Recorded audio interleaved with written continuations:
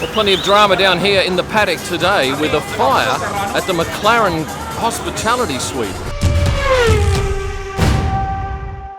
I was actually at the rear of the Hospitality Suite when the crew came out and very quickly said everybody has to get out, there's an emergency. So we grabbed their gear and moved away, and at that point you could see that there was some smoke coming from the back of that Hospitality Suite. I understand it was an electrical fault that started things off, and initially when I got out here into the paddock, there were a handful of people just standing around. It wasn't that busy.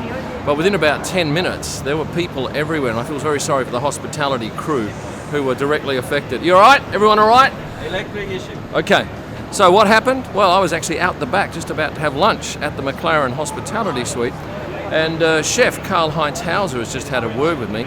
He said that they were in the kitchen and they noticed there was smoke coming from the ceiling, falling down into the cooking area. That's not supposed to happen. So very quickly, everybody was evacuated. It was an electrical fault and not in the cooking gear, up in the ceiling. Once everyone was evacuated out into the main paddock area, there was still only about 30 odd people hanging around. And then within 10 minutes, it was absolutely chock-a-block. The thing I thought was bizarre was how long it took the fire people to get the water. Because initially there were just fire extinguishers, then we had a couple of trucks arrive with more extinguishers, and then people like Mario Asola was running out from the Pirelli motorhome, which is right next to Mclaren. He had some fire extinguishers. Alpine people came out with fire extinguishers, and then as word spread, pretty much all of the teams came down to say, do you need anything from us? By that time, we'd had larger fire appliances arrive. One had the big hose on the back. Now I thought they would plug in and start spraying. Well, that didn't happen, and it didn't happen for a long time because there was issues getting water from the mains. And I watched this gentleman down here trying to plug it in, then they tried swapping the other end of the hose to there. Eventually, that hose did fill with water, but from my limited understanding, it didn't look like it was getting to the end of the hose. Eventually, they were down next to the hospitality suite with a hose on, and they were getting what looked like reddish brown water out of the hose.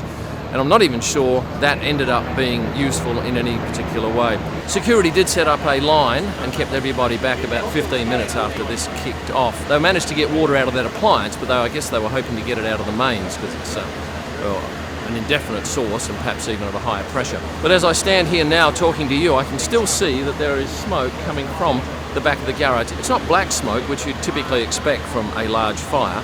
It was much lighter in colour and never that thick, although there was some concern. I just heard one of the TV networks talking to someone about smoke inhalation.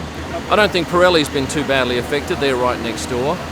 They are now actually giving an interview, or Mario Sola's giving an interview behind me to Sky TV. I've never seen a fire in an F1 paddock in my 7 seasons. Look, it was certainly interesting to watch and alarming, although at the time I realised that there was nobody in there, so it was never going to affect anybody's health. But still, it is a major disruption to this team for this weekend.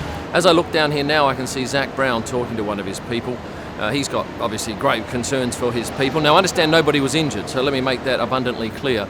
The ambulance left without anybody in it.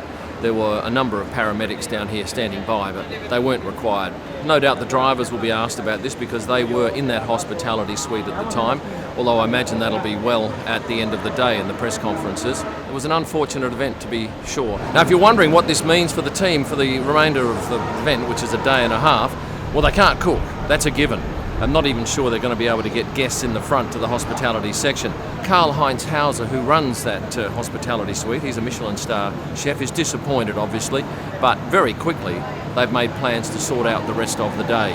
Mercedes will be looking after all the food for the garage crew, and Karl-Heinz will be liaising with them, and they're going to talk to F1 now about how they feed everybody else. I saw Lando and Oscar coming out of that hospitality suite, and at that point I'm thinking this was before it took real hold, and then I realised yes, all the guests have been told to come out along with the drivers, and their trainers would have had to get all of their kit because FP3 was only about 40 minutes away. And did that run on time? Yes.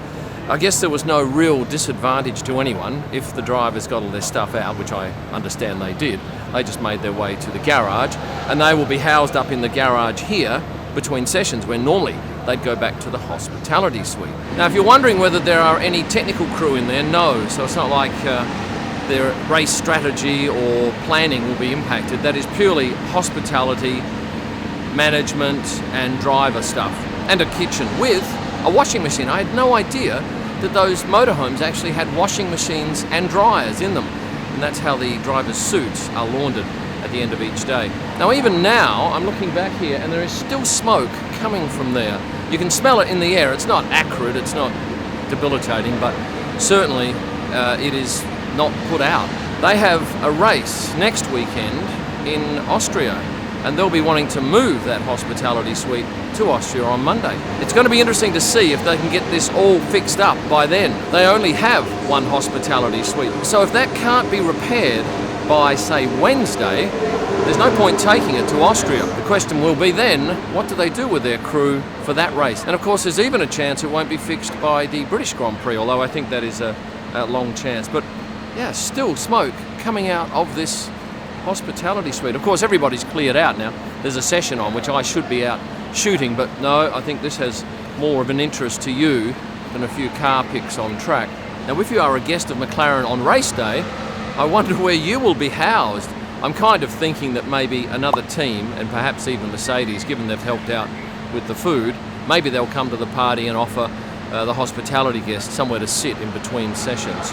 Of course, Formula One is a tricky game at the best of times, and to have this sort of thing thrown up in your face the day of qualifying before a big race, well, that's a big challenge that Zach and his team will overcome, and they will overcome it. These teams are used to moving quickly and pivoting, and they will have to pivot today, there is no doubt. Well, it's now after FP3, and we are probably 2 and a bit hours since this fire took hold, and still this area is blocked off. The crew from the catering company can't get back in there to assess what damage there is. Certainly they hope that none of their cooking gear is affected, and as I said before, the fire was up in the ceiling. I have ascertained that indeed water was used on the fire, despite a couple of comments from people on my Instagram post saying you don't use water on electrical fire, but for whatever reason they used water, which, as I mentioned earlier, took quite some time to find. Certainly the drivers have now finished that session. I'm not sure where they're going to spend their downtime. I would imagine in the back of the garage. Now, there were quite a number of film crews set up here before. At the moment, I think there are only 2 with Sky TV behind me, and that would be the Zone from Spain. But this news has dominated the whole paddock. I can't even tell you what happened in FP3. I did go out to the pits for a little bit and then went up to Champions Club, where there was a fantastic view down pit lane.